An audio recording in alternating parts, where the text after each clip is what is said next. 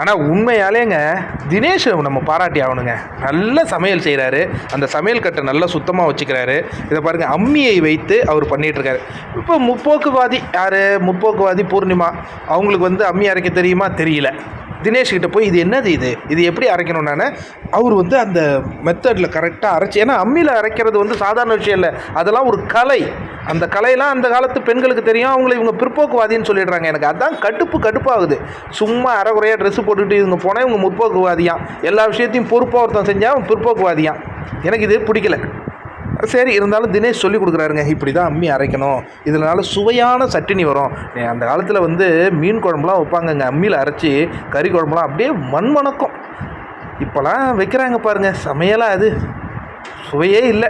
அதை தான் தினேஷ் சொல்லிகிட்டு இருக்காரு. ரொம்ப அற்புதமாக எடுத்து சொல்கிறாரு. பூர்ணிமாவுக்கு புரியுதா இல்லையாங்கிறதெல்லாம் நம்ம பொறுத்திருந்து பார்ப்போம்.